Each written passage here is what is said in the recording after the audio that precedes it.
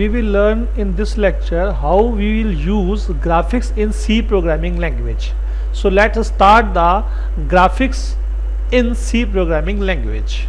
Graphics used to provide design or draw shapes and colors in the console using C programming language. So graphics.h is a header file which provides all the functions related to graphics.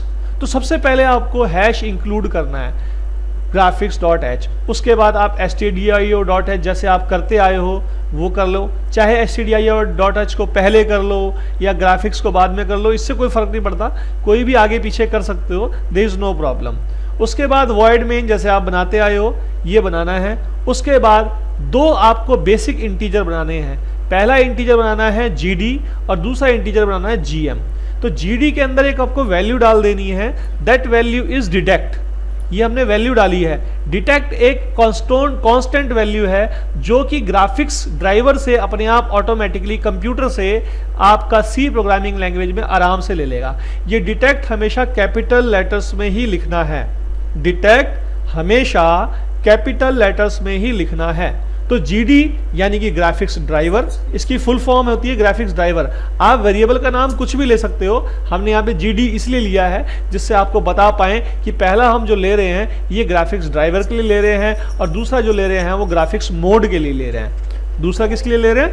Graphics mode के लिए। तो first variable is used to graphics driver and second variable is used for graphics mode. ये दो variable आपको लेने हैं जब भी आपको ग्राफिक्स की प्रोग्रामिंग करनी है, you should use both of them. तो ये पहला हमें काम करना है, ठीक है। उसके बाद जब आपने ये काम कर लिया उसके बाद आप कोई वेरिएबल ले सकते हैं। यहाँ पर वेरिएबल की वैल्यू नहीं लेंगे तब भी चलेगा। हमने यहाँ पे कुछ वेरिएबल्स ले लिए x1 y1 x2 y2। तो मैं क्या चाह रहा हूं, मैं प्रोग्राम में एक ड्रॉ करना चाह रहा हूं लाइन। क्या ड्रॉ करना चाह रहा हूं? एक लाइन ड्रॉ करना चाह रहा हूं कि प्रोग्राम में लाइन किस तरीके से ड्रॉ होगी। तो मैंने यहां पर x1 y1, आपको पता है जब भी हम कोई लाइन बनाते हैं, जैसे कि मान लीजिए ये लाइन है, तो इसका एक पहला पॉइंट होगा ये वाला और दूसरा पॉइंट होगा ये वाला दूसरा पॉइंट है बेटा, है ना। पहला पॉइंट ये और दूसरा पॉइंट ये। तो इसकी कुछ वैल्यू होंगी जैसे कि x1 और y1, तो इसकी वैल्यू होंगी ना कुछ, जैसे आपने पढ़ा होगा ज्योमेट्री में, ये x1 y1 पॉइंट होगा और ये x2 y2 पॉइंट होगा, है ना। इस तरीके से होता है ना बेटा, x1 y1 ये पॉइंट होंगे इसके और x2 y2 ये दो। तो मैंने यहां पर दो वेरिएबल ले लिए, एक x1 एक y1 ऊपर के लिए, x2 y2 नीचे के लिए। अब यहां पर मैंने 100 डाला, यहां 200 डाला, यहां 300 डाला। ये किस लिए डाला हम इसको बाद में थोड़ी देर बाद में डिस्कस करते हैं। कुछ वैल्यूज डाल दी मैंने, ठीक है। तो हमने जब यहां पर डाली वैल्यू, तो यानी कि उसके बाद हमने क्या किया, इनिट ग्राफ, ये एक कमांड है जिसका मतलब है इनिशिएट द ग्राफ, ग्राफ को इनिशिएट करना। यहां पर आ जाएगा m% लगा के GD जो कि आपने यहां बनाया था वेरिएबल, और दूसरे में आ जाएगा GM जो कि आपने ये वेरिएबल बनाया। ग्राफिक्स मोड ऑटोमेटिकली ये यहां से उठाएगा, कहां से उठाएगा, इस BGI से। यहां पर आपको BGI का पाथ देना है। BGI एक फोल्डर होता है हमारी इंक्लूड डायरेक्टरी के अंदर, BGI डायरेक्टरी के अंदर C की डायरेक्टरी में एक ये फोल्डर है जो कि हमारे ग्राफिक्स के मोड को सपोर्ट करने के लिए ग्राफिक्स के हेडर फाइल्स इसके अंदर रखी हुई हैं। तो BGI का पाथ हमें देना है करेक्ट पाथ। हमने यहां पर करेक्ट पाथ डॉट डॉट लगा दिया, आप भी डॉट डॉट लगा के भी यूज कर सकते हैं, अदरवाइज C/TC/BGI लिखना है पूरा। जहां पर भी आपका ये फोल्डर पड़ा हो उसका पूरा पाथ आपको यहां पर देना पड़ेगा। अभी मैं इस प्रोग्राम को करके दिखाऊंगा, तब आपको पूरा आइडिया हो जाएगा किस तरीके से कर रहे हैं। नेक्स्ट, अब मैंने एक फंक्शन यूज किया लाइन। ये प्री डिफाइंड फंक्शन है लाइन, जो कि graphics.h में ऑलरेडी डिफाइंड है। प्री डिफाइंड फंक्शन है लाइन। इस लाइन के अंदर पहले डाला हमने x1 y1 यानी कि ये वाले पॉइंट्स, दूसरे पॉइंट है x2 y2, दूसरे पॉइंट डाल दिए ये वाले। तो x1 y1 की जो वैल्यू थी वो क्या थी, 100 पहले वाले की 100, x1 था 100 और दूसरा क्या था, दूसरा था 200। तो 100 200 ये कैसे होता है मैं अभी आपको इसके बारे में भी बताऊंगा कि हमने ये 100 200 क्यों लिया। और दूसरा वाला नीचे क्या है, नीचे है 300, नीचे x2 की वैल्यू 300 है और y2 की वैल्यू कितनी है, वो भी 300 है नीचे की तरफ। तो यहां पर जो वैल्यूज आएंगी इस लाइन को ड्रॉ करने के लिए, तो हमने पहले वाले पॉइंट दे दिए ये वाले और दूसरे पॉइंट दे दिए यहाँ पे, यानी कि ये पहला पॉइंट है और ये उसके बाद दूसरा पॉइंट है। तो लाइन के दोनों पॉइंट्स अवेलेबल हो जाएंगे तो लाइन ड्रॉ हो जाएगी। तो जब भी आप लाइन ड्रॉ करने के बाद गेट ch आप जानते ही हो किस लिए है, उस आउटपुट को आप रोकने के लिए बेसिकली यूज करते हैं। यहां पर करेक्टर इनपुट होगा और उसके बाद क्लोज ग्राफ करके प्रोग्राम को कंप्लीट कर देंगे, रोक देंगे, खत्म कर देंगे प्रोग्राम। क्लोज करना है तो जब भी किसी ग्राफ को आप इनिशिएट करते हो, इनिशियलाइज करते हो, तो it should be close eight the and, यानी कि स्टार्टिंग करने के बाद उसे क्लोज भी करना आवश्यक है। तो जिस भी ग्राफ को आप स्टार्ट करोगे उस ग्राफ को at the end of program you should close that, otherwise वो ग्राफिक्स बफर में ओपन रहेगा, वो ग्राफ ओपन रहेगा। तो जब दोबारा से आप उसको प्रोग्राम किसी और प्रोग्राम को रन करोगे तो वो प्रोग्राम कई बार हैंग भी कर सकता है। तो you should close the graph after initiating the graph. तो हमें लाइन ड्रॉ करनी थी, तो लाइन ड्रॉ करने के लिए हमने ये प्रोग्राम बनाया, सिंपल प्रोग्राम। तो अब हम आते हैं और इस प्रोग्राम को के एग्जाम्पल को हम टर्बो सी में एग्जीक्यूट करके देखते हैं कि किस तरीके से ये प्रोग्राम चलेगा। ठीक है, तो आए hash include stdio.h hash include graphics.h। Spelling का ध्यान रखना बेटा, बता देना मुझे कहीं गड़बड़ हो जाए तो। graphics.h void main, इसके अंदर पहली का लाइन लिखनी थी, हमने लिखना था int gd और gd के अंदर क्या लिखना था, डिटेक्ट। ठीक है, और दूसरा वेरिएबल क्या लेना है, gm। ठीक है, ये ले लिया हमने वेरिएबल। अब क्या करा हमने, init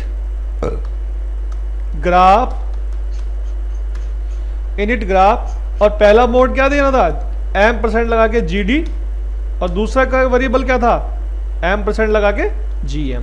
तो पहला ग्राफिक्स ड्राइवर के लिए है और दूसरा ग्राफिक्स मोड के लिए है। अब हमें यहां पर पाथ देना है, तो पाथ अगर आप डॉट लगा के स्लैश लगा के BGI लिखते हो तो ये कई बार करंट डायरेक्टली से सर्च कर लेता है। अगर ये प्रॉब्लम करेगा तो मैं अभी आपको बताऊंगा किस तरीके से इसको सॉल्व करना है। हो सकता है ये प्रॉब्लम भी कर दे और हो सकता है चल जाए डायरेक्टली। अगर ये प्रॉब्लम करेगा तो मैं आपको बताऊंगा किस तरीके से सॉल्व करना है।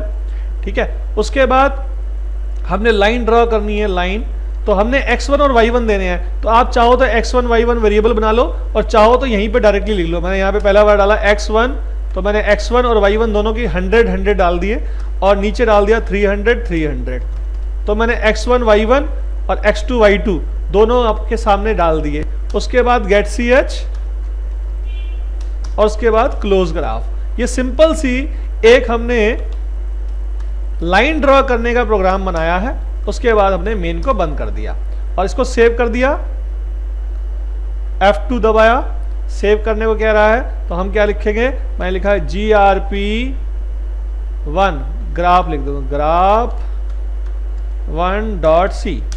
तो ये हमारा पहला प्रोग्राम सेव हो गया ग्राफ के नाम से। अब इसको कंपाइल करते हैं।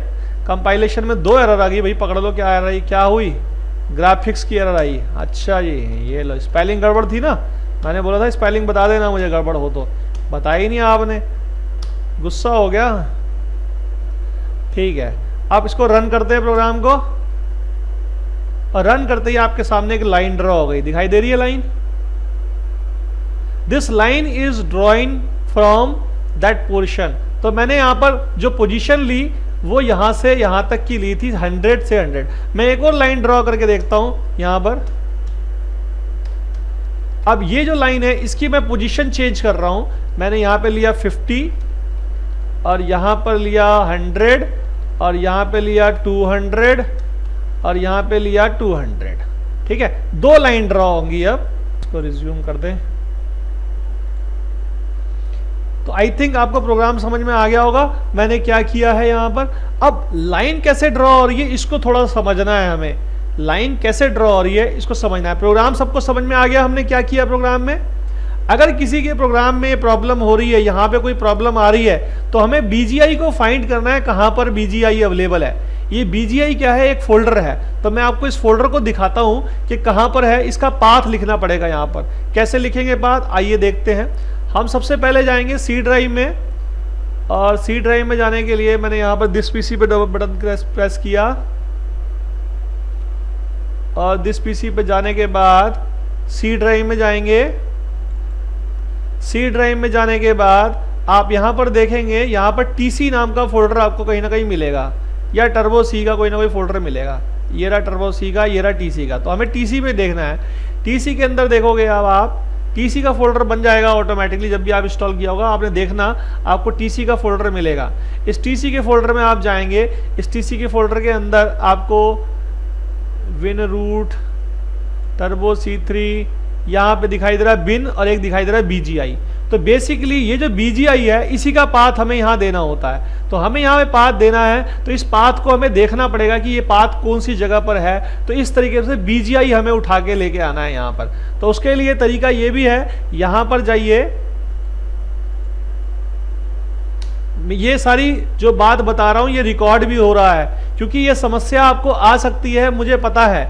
यहां जाएंगे, यहां जाके ऑप्शंस में जाके देखेंगे डायरेक्टरीज। इस डायरेक्टरी में देखिए आपको सब कुछ लिखा हुआ मिल रहा है। Turbo C3 lib, turbo C3 include, turbo C3 source, turbo C3 source लिखे हुए मिल रहे हैं। तो सेम इसी तरीके से आपको यहां पर लिखना है। अगर ये ना चले तो क्या लिखना है, C:/ टर्बो C3 / BGI, तब आपको ये लिखना है। क्योंकि ध्यान से देखिए, जब मैंने यहां पर आपको डायरेक्टरी दिखाई तो इस डायरेक्टरी में और नीचे वाली डायरेक्टरी में थोड़ा चेंज है। ऊपर क्या लिखा हमने, यहां तो दिखाई नहीं दे पा रहा, यहां पर इसको चेंज करने का तरीका कोई है। यहां पे लिखा है C:/C3 इंक्लूड, C:/C3 लिब। तो हमने भी यहाँ पे यही लिखना है C:/C3 BGI। हमें BGI का पाथ देना है बेसिकली। लेकिन अब यहाँ पर हमने सिंगल स्लैश की बजाय कितने स्लैश लगाए हुए हैं, डबल स्लैश। क्योंकि जब भी आप सिंगल स्लैश लगाते हो, आपको हमने पहले दिन क्लास में पढ़ाया था, एक स्लैश को प्रिंट करने के लिए हमें डबल स्लैश लगाना पड़ता है। तो ये यहाँ पर डबल स्लैश इसलिए लगाया है कि वो कंसीडर करे इसे सिंगल स्लैश। डबल स्लैश लगाओगे तो सी लैंग्वेज से सिंगल स्लैश ट्रीट करेगा, कंसीडर करेगा। That's why we have used that. तो आप इस तरीके से प्रोग्राम को रन करके देखते हैं। इस तरीके से प्रोग्राम भी रन हो रहा है, ठीक है। चाहे आप पूरा पाथ लिख दें, चाहे आप यहां पर स्लैश लगा के BGI लिख दें, कुछ इस तरीके से ./। तो आप ये भी लिख सकते हैं, और जो मैंने अभी आपको बताया वो भी लिख सकते हैं। दोनों ऑप्शंस आपके अवेलेबल हैं। अगर आपका इस ऑप्शन से ना चले तब आपको वो ऑप्शन यूज करना है जो मैंने अभी इससे पहले सिखाया। अब हम समझते हैं लाइन ड्राइंग के बारे में, कि लाइन को ड्रॉ कैसे किया गया। मैं यहां पर पेंट ब्रश खोल रहा हूं, और पेंट ब्रश पे मैं आपको तरीका बताऊंगा लाइन ड्रॉ किस तरीके से हो रही है।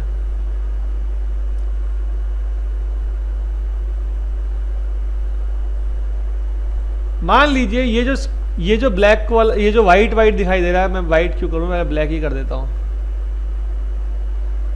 ठीक है। और यहां से लाइन ड्रॉ करी, ये लाइन ड्रॉ हो गई आपके सामने।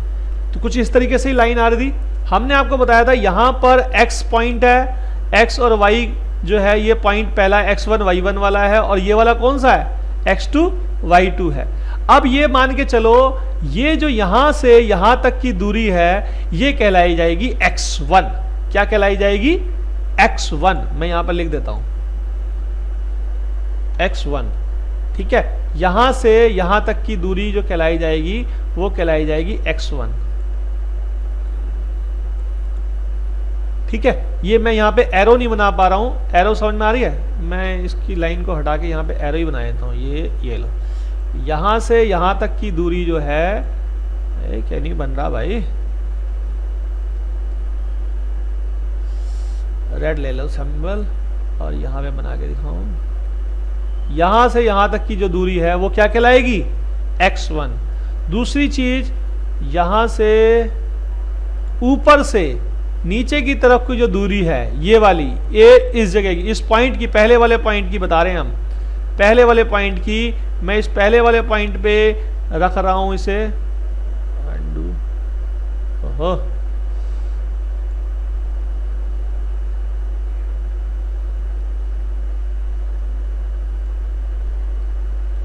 इस पहले वाले पॉइंट की जो ये जो दूरी है यहां से इस पॉइंट की जो दूरी है इसे बोला जाएगा y1। क्या बोला जाएगा? y1। समझ में आई इतनी बात? ऊपर से नीचे और इधर से इधर, ये हुआ x1। दूसरा x2 कौन सा होगा? यहां से लेकर यहां तक की दूरी मानी जाएगी x2। क्या मानी जाएगी? x2। यहां पे मैं लिख देता हूं, यहां पर x2। ठीक। और यहां से यहां तक की दूरी, यानी कि ऊपर से लेकर यहां से तक की दूरी जो मिली जाएगी, इस पॉइंट तक की, जो ये पॉइंट आपके सामने ये वाला, इसकी दूरी मानी जाएगी y2।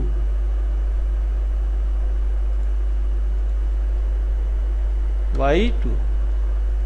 बात समझ में आई? तो अब हम चलते हैं प्रोग्राम के अंदर और प्रोग्राम को थोड़ा सा और चेंज करते हैं। तो मैं आपको प्रोग्राम के अंदर दिखाऊंगा आप कि मुझे अगर रेक्टेंगल बनाना हो इसके अंदर लाइन से, तो कैसे बनाएंगे रेक्टेंगल। तो मैंने क्या करा, एक पोर्शन लिया, सबसे पहले 100 पर लाइन रखी और ऊपर पे 100 और यहां रख लो ऊपर से 50, ऊपर से 50 और नीचे से 100 ही रखो और इधर रखो 300। तो हम पहले सीधी लाइन खींचना चाहेंगे कि सीधी लाइन खींची कि नहीं खींची। तो हम देखते हैं सीधी लाइन खींचनी चाहिए पहले। ये सीधी लाइन खींच गई, देख रहे हैं आप। तो मैंने x1 और y1 जो लिया है वो कैसे लिया है, पहले 100 x की वैल्यू, फिर दूसरी भी 100 और 300। तो मैंने ऊपर से तो 50 तक रखा और दूसरे में ये रखा। दूसरी लाइन खींच रहे हैं थोड़ी दूरी पर, मैं यहां पे लाइन खींचना चाह रहा हूं थोड़ी दूरी पर।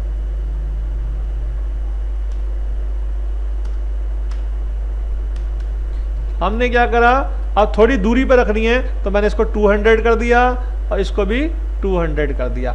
अब देखिए थोड़ी दूरी पे हमारे पास आएगी लाइन, देख रहे हो लाइन आई। थोड़ी दूरी और दूर करना चाहो तो और दूर कर सकते हो, मैंने यहाँ पे 100 का डिफरेंस रखा है बस, ठीक है। अब 2 लाइनें बन गई। अब इन दोनों को बीच में लाइन को बनाना है, तो 2 लाइनें और बनेंगी, एक ऊपर की और एक नीचे की लाइन। अब ऊपर की लाइन बनाने के लिए क्या करना पड़ेगा, ऊपर की लाइन बनाने के लिए ऊपर से 100 वाली पोजीशन से x तो वही रहेगा, जो y आएगा वो भी वही रहेगा, लेकिन जो x2 है वो बनेगा 50, सॉरी यहां पे तो रखा जाएगा 200 और यहां पे रखा जाएगा 50, ठीक है। अब इस दोनों के भी सेम होंगे या 50-50,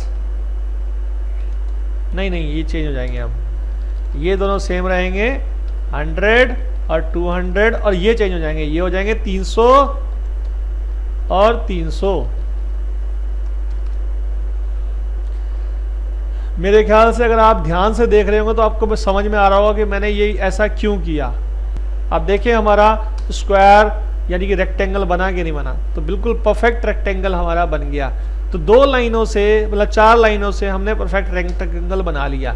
मैंने आपको x1, y1, x2, y2 सबकी वैल्यूज आपको करके दिखा दी हैं और किस तरीके से ये हुआ है वो भी मैंने आपके सब करके दिखा दिया।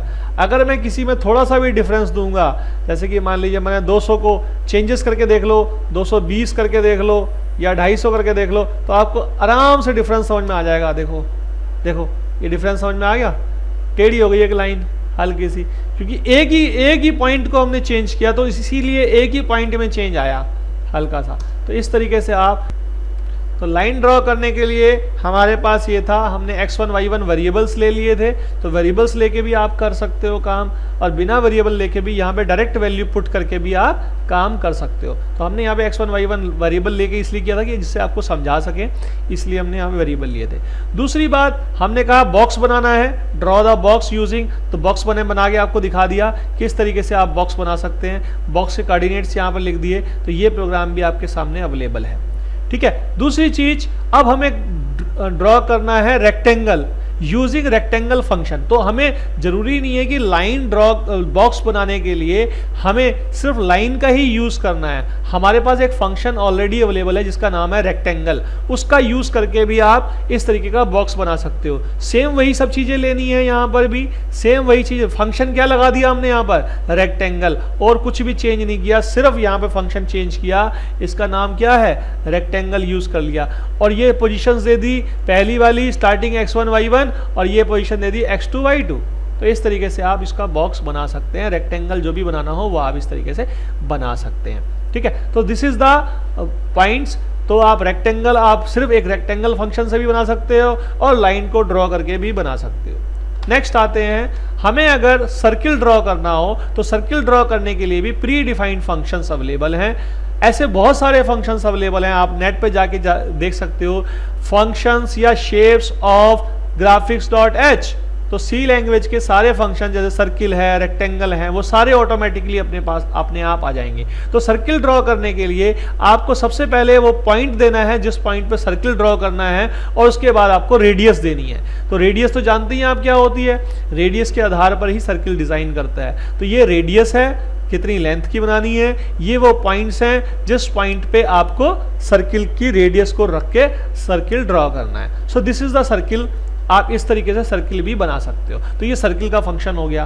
आपको सभी सर्किल भी और लाइन भी रेक्टेंगल भी सबको इंक्लूड भी एक ही प्रोग्राम में भी आप लगा सकते हो, यूज कर सकते हो। ये जरूरी नहीं है कि सर्किल के लिए अलग प्रोग्राम बनाना है और रेक्टेंगल के लिए अलग प्रोग्राम बनाना है, लाइन के लिए अलग प्रोग्राम बनाना है। एक ही प्रोग्राम में we can use multiple things also.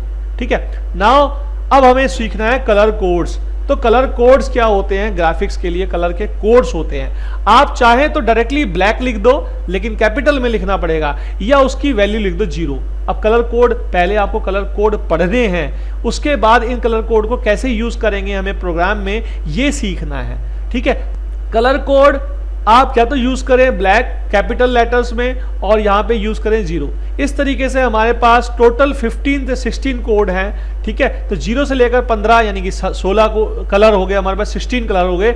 एक कलर स्पेशल कलर है जिसे हम ब्लिंक कलर बोल रहे हैं। इस ब्लिंक कलर का कई जगह कंप्यूटर में चलता है और कई कंप्यूटर में नहीं चलता, उसका कोड हमें देना होता है 128। ये स्पेशल है हमारे पास। बाकी सारे ब्लू के लिए 1 यूज कर लो या ब्लू यूज कर लो, ग्रीन 2, क्यान के लिए 3, रेड के लिए ये सबके लिए अलग अलग कलर्स दिए हुए हैं। तो आप इस कलर का यूज करके अपने प्रोग्राम्स को और ब्यूटीफुल बना सकते हो। यानी कि जैसे कि अभी हमारी सर्किल बन रहा था, या हमारा रेक्टेंगल डिजाइन हो रहा था, या हमारी लाइन ड्रॉ हो रही थी, तो वो व्हाइट कलर की हो रही थी। तो बाई डिफॉल्ट जो होता है वो व्हाइट कलर का होता है, यानी कि कोड क्या होता है 15, तो व्हाइट कलर का बाई डिफॉल्ट बन रहा था। लेकिन अगर आपको उसका कलर ब्लू रखना हो तो आप यहाँ पर पहले कलर सेट करेंगे 1, तो उसके बाद अपने आप ही ब्लू कलर का वो बन जाएगा रेक्टेंगल या सर्किल या लाइन, उसी कलर की बनेगी जो कलर आपने सेट कर दिया होगा।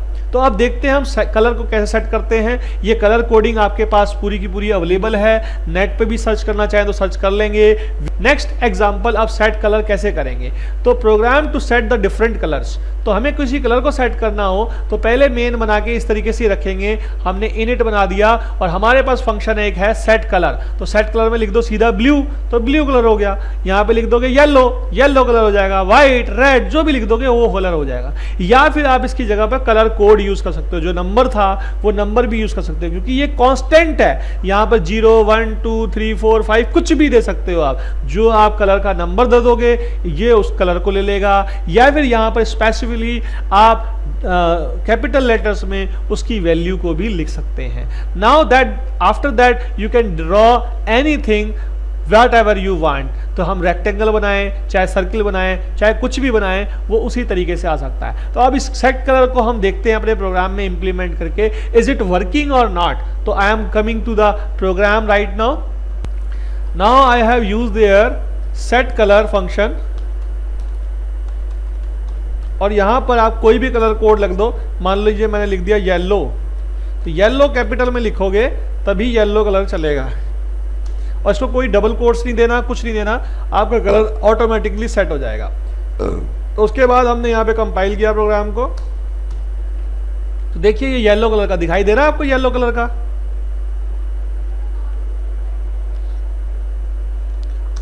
ठीक है। उसके बाद हम चाहें कुछ लाइनें अलग, ऊपर की लाइन अलग कलर की, नीचे कलर अलग कलर की करो, तो सेट कलर मैंने चेंज कर दिया। सेट कलर पहले येलो रखा था सेट कलर, उसके बाद कलर चेंज कर दिया, तो मैंने यहाँ लिख दिया ब्लू। तो colour can be change within the program. देखिए ऊपर की लाइन ब्लू कलर की आई, नीचे की लाइन ऊपर नीचे की लाइन ब्लू कलर की है और साइड की लाइन जो है वो येलो कलर की है। तो आप कलर डिफरेंट कलर भी चेंजेस कर सकते हो। यहाँ पर आपके पास रेक्टेंगल भी अवेलेबल था, तो आप यहाँ पर रेक्टेंगल भी यूज कर सकते हो, सर्किल भी यूज कर सकते हो, कुछ भी आप यूज कर सकते हो। ठीक है, तो वो भी आप चीजें यहाँ पे लगा सकते हो, जैसे कि अभी हमने पीछे यूज किया था। ठीक है, मैं एक सर्किल बना के देखता हूँ। सर्किल का अलग कलर बनाते हैं हम, सेट कलर। कौन सा कलर लोगी निमिषा, बताओ कौन सा कलर लें? रेड। रेड अच्छा लगता है, पिंक अच्छा लगता है? सर्किल, और पहले तो इसकी पोजीशन देंगे 100, 200, 150। ये हमने बना दिया और उसको F2 करके कर दिया, और उसके बाद हमने हो जाएगा पूरा येलो कंप्लीट आ गया। तो सर्किल कंप्लीट हो गया। थोड़ा दूर लेके गए यहाँ से स्क्रीन से, कि इससे हमें थोड़ा दूर लेके जाना है, तभी हम बना पा रहे हैं इसको। तो ये सर्किल डिजाइन हो गया, रेक्टेंगल भी आ गया। अब इसमें कई चीजें होती हैं कि अब मान लीजिए एक होता है क्लियर डिवाइस। मान लीजिए मैं चाहता हूँ कुछ लूपिंग वगैरह का इसके अंदर यूज करते हैं, तो मैं यहाँ से प्रोग्राम को यहाँ से हटा रहा हूँ और कुछ लूपिंग का यूज करते हैं, और लूपिंग का यूज करते हुए थोड़ा सा मजा लेते हैं। I = कलर कौन सा था? 1 से स्टार्ट था, 0 से 1 से करते हैं, 1 से स्टार्ट करते हैं। I <, कहाँ तक था? 15 तक, = 15, I++। तो ये हमारा कलर हो गया। ठीक है, अब एक डिले फंक्शन होता है। डिले फंक्शन जानते हैं क्या करता है? डिले फंक्शन हमारा प्रोग्राम को थोड़ा सा स्टॉप करता है, प्रोसेसिंग को रोकता है। तो हम डिले फंक्शन को यूज करते हुए यहाँ पे कर रहे हैं। क्या कह रहा है? इंट आई डिक्लेयर नहीं किया भाई,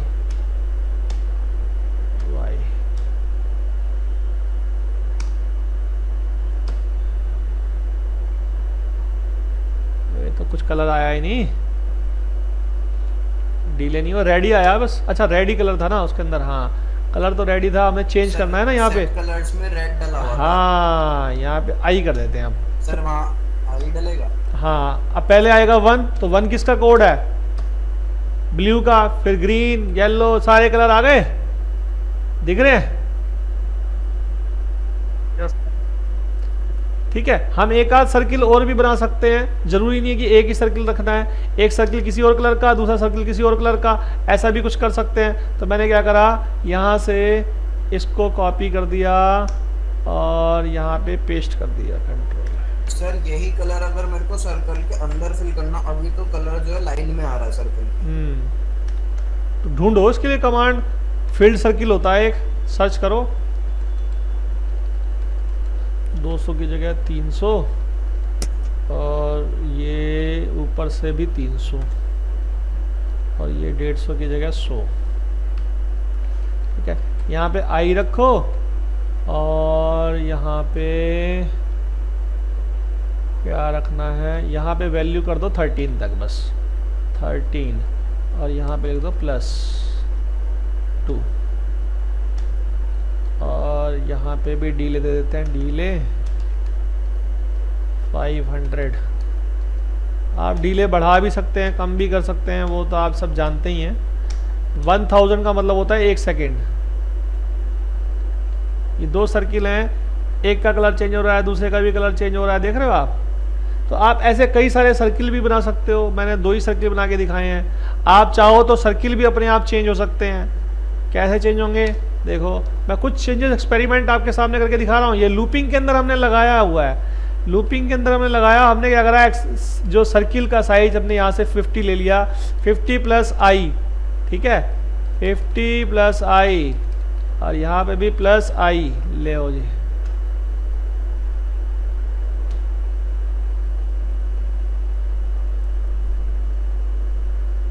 सर्किल बढ़ते जा रहे हैं, ये एक सर्किल नहीं कई सारे सर्किल आ रहे हैं। थोड़ा साइज बढ़ा दिया हमने तो सर्किल का साइज बढ़ता जा रहा है, देख रहे हैं आप?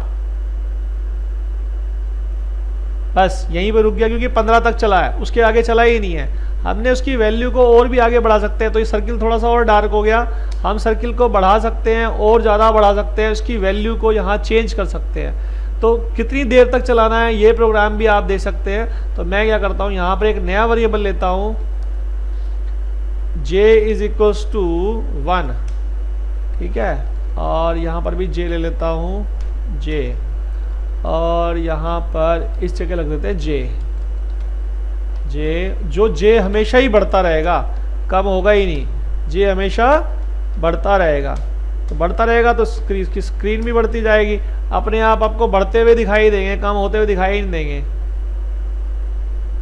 और चाहे तो हम गैप बढ़ा सकते हैं, हमने एक का इंक्रीमेंट किया है, दो का इंक्रीमेंट कर दो, तीन का इंक्रीमेंट कर दो। ये लूप 15 टाइम्स चल रहा है तो इसलिए 15 टाइम्स तक ही चलेगा बस। हम यहाँ पे लूप को बढ़ाते हैं और यहाँ पर रख देते हैं j, थोड़ा सा चेंज करते हैं, 200 टाइम चलाते हैं, 200 टाइम्स, ठीक है। और i की वैल्यू हो गई 200 टाइम्स, लेकिन यहाँ पर हमने ले लिया है j और यहाँ पर हमने ले लिया है i। थोड़ा सा एक्सपेरिमेंट करके दिखा रहा हूँ क्योंकि आप भी खुद ही सब एक्सपेरिमेंट कर सकते हैं। और यहाँ पर j को इंक्रीमेंट किया, इफ j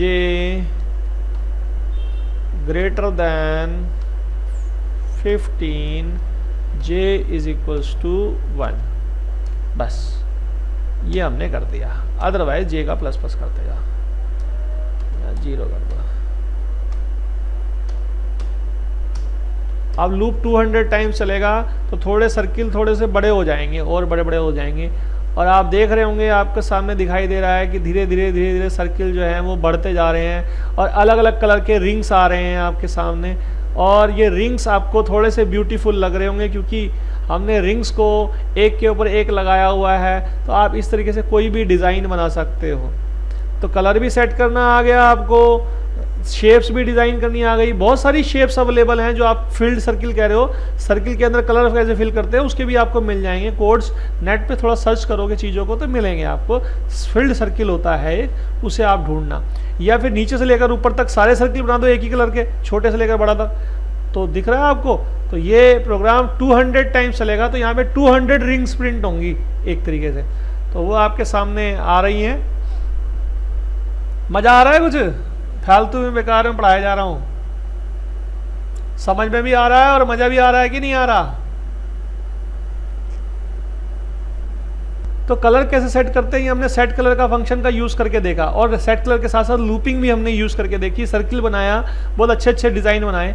अब देखो, अगर हमें टेक्स्ट लिखना हो, कुछ लिखना चाहते हैं हम, और वो भी ग्राफिक्स फॉन्ट में, अच्छे फॉन्ट्स में लिखना चाहते हैं, तो उसके लिए भी हमारे पास एक फंक्शन है जिसका नाम है आउट टेक्स्ट XY। क्या फंक्शन का नाम है? Out text XY। इससे क्या करेंगे, हम कुछ भी टेक्स्ट लिख सकते हैं और किस फॉर्म में लिखना है, किस स्टाइल में लिखना है, वो भी सेट किया जा सकता है। पहले सिंपल सा हम आउट टेक्स्ट XY करके देखें, ठीक है। वो सेट फॉन्ट होता है, उसकी भी कमांड बता देंगे हम आपको। पहले हम देखते हैं आउट टेक्स्ट XY को यूज करके, आउट टेक्स्ट XY। तो अब हम यहाँ पे जा रहे हैं, कलर सेट कर दिया yellow, out text XY, out text XY कर दिया 100,100, और मैंने यहाँ पे ये किस पोजीशन पे डिस्प्ले करना है, ये वो पोजीशन है, जिस कोऑर्डिनेट्स पे आप प्रिंट करना चाहते हो ये वो है। और मैंने लिखा यहाँ पर welcome in ATS, welcome in ATS। बस इतना सा काम कर दिया, कंप्लीट। अब आपको टेक्स्ट दिखाई देगा, वेलकम इन ATS लिखा हुआ आया, ये फॉन्ट में लिखा आया। इसके लिए सेट फॉन्ट करने का भी तरीका होता है। सेट टेक्स्ट स्टाइल में सबसे पहले देना है स्टाइल में लिखेंगे आप XXX। यहाँ पे बहुत सारे अवेलेबल हैं, इसके भी आपको कोड भी देखने पड़ेंगे कि कौन सा फॉन्ट यूज़ करने के लिए क्या क्या है। नेट पे सब मिल जाएंगे, बुक में भी मिल जाएंगे, कई बुक्स अवेलेबल हैं। उसके बाद कौन सा डायरेक्शन रखना है, हॉरिजेंटल डायरेक्शन, हॉरिजेंटल _dir, ये वर्टिकल भी हो सकता है। और साइज रखा मैंने 22, फॉन्ट का साइज है ये। तो इस तरीके से आप अब देखेंगे तो सेट टेक्स्ट स्टाइल करके हमने क्या एरर आई? सेट फॉन्ट, अच्छा ये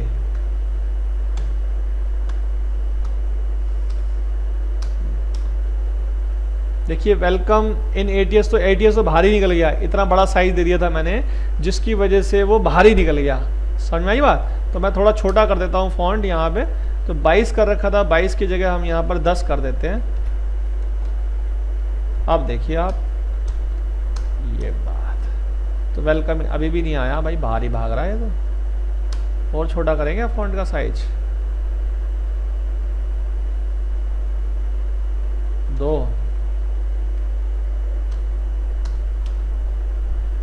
वेलकम इन एटीएस, देख रहे हैं आप? तो ये फॉन्ट का छोटा बड़ा करना आप यहाँ पे सेट कर सकते हैं।